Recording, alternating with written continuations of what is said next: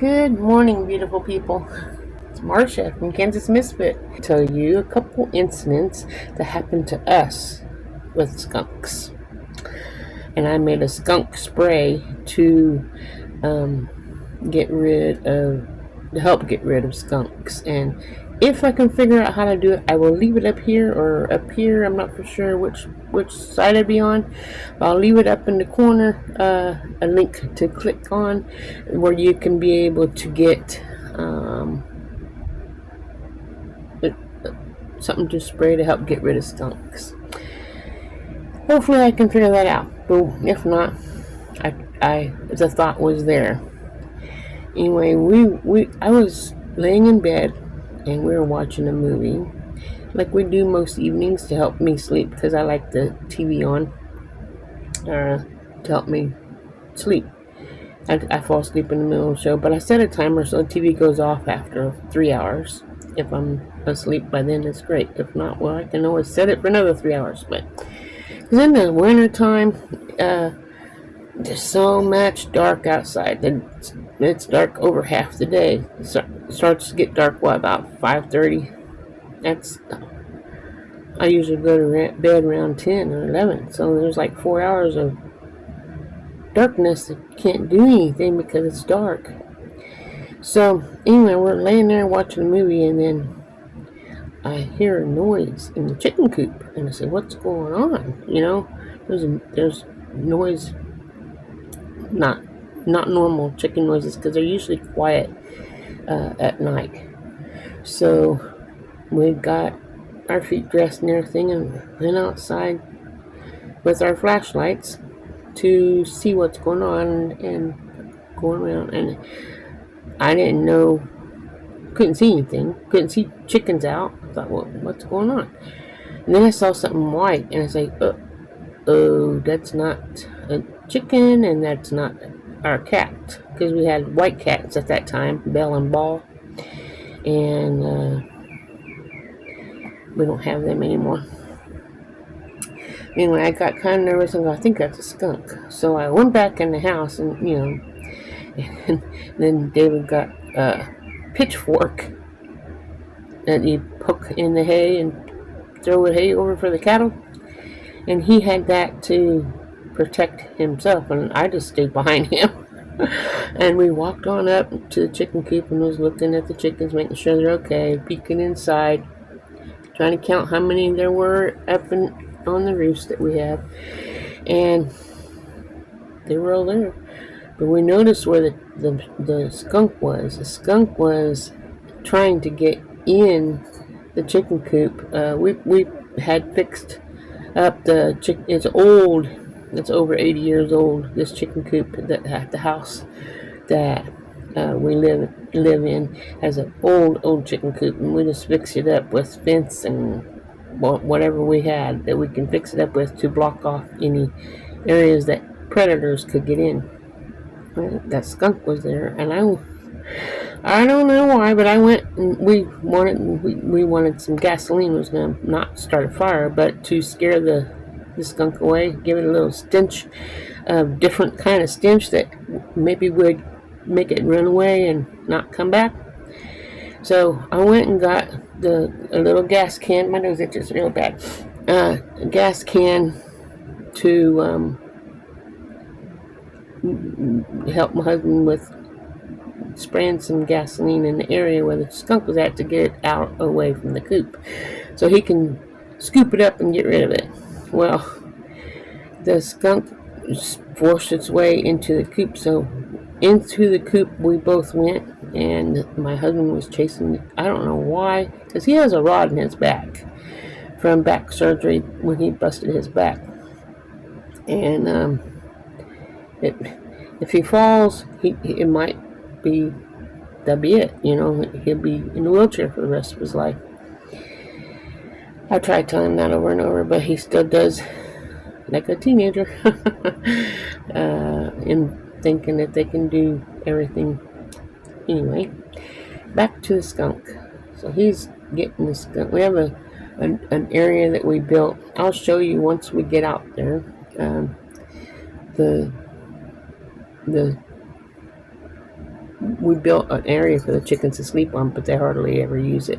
But now that we have 30 chickens, I think they'll be using both sides of the chicken coop. Anyway, he went in there and he got the skunk trapped in the corner, and the skunk couldn't get away, and he knew he was being trapped. So you know what he did? He pissed. I mean, he sprayed. You can see it like a gray mist go from the floor all the way to the ceiling, which is like about 8 foot, maybe 9 foot. Pretty good size spray. It was so strong, I swear it was so strong. I pissed my pants. Excuse my French, but I peed my pants. I was gagging. I was choking. I thought I was going to throw up. And it was just coming out both ends. Like, oh my God. David said, get out. Get out of the coop. Anyway, he went up there and he kept on going after that skunk until he got it stabbed. He stabbed it and pulled it out of the coop and went way over to the cow's pasture, which is maybe 1,000 feet away from the chicken coop, and went out to where it was far enough away where the predators, like the coyotes or whatever, or birds that would prey on that kind of animal, could come and have it. Well, we thought we were done with it. Chicken coop needed to be aired out. It was dark outside. We went ahead and closed it and went back to the house and cleaned up and went to bed. And started a different movie because it was too riled up to go to sleep. Anyway, next morning we went out to feed the cattle, and he was out there walking from one area to another because we have 2 water troughs for the cattle. Walk from one, make sure there's no ice in it, and if there was, he broke it so the water can still go up in there, where they can have fresh water, because it comes from the well and it's underground, so it don't freeze, but it will freeze at the top, so you have to loosen that up so they can have fresh water. Went from one to the other and was going over to the second one, which is, I don't know, half a mile. I don't know how far apart, but they're pretty good distance away from each other. And he was walking over there, and he hollered at me. So I come and look what he's talking about, and the skunk was laying on the ground where he had laid it, but it was trying to crawl away. It was still alive. Boy, howdy. But anyway, it didn't live much longer after that, and we don't have to worry about that skunk coming back to our chicken coop again. And that's the story I wanted to tell you about the skunk.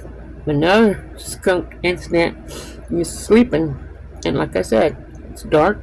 You can't do anything outside because you can't see past your hand. And I smelled coffee. It's like, I didn't drink coffee at that time, so I was like, we don't have coffee, so why am I smelling coffee?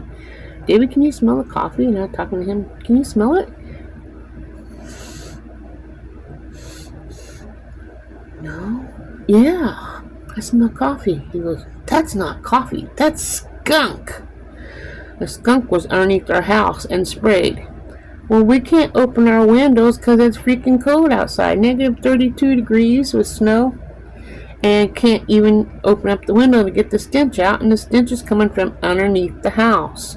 We can't go out because we'll freeze to death out there, so we're stuck inside this house, breathing through our shirts, trying to get fresh air from the smell of the skunks. Well, there's more than one skunk down there because they were fighting, and then I think they were mating, so there might even been a litter of skunks in there. Anyway, we need to get the house completely sealed in so they can't. We put the skirts around it, metal skirtings. Well, they just dug under it. I guess skunks can dig under and go under. So I think we're going to have to, I don't want to, but I think we're going to have to put cement, build a little thing like we did our chicken coop here at this house.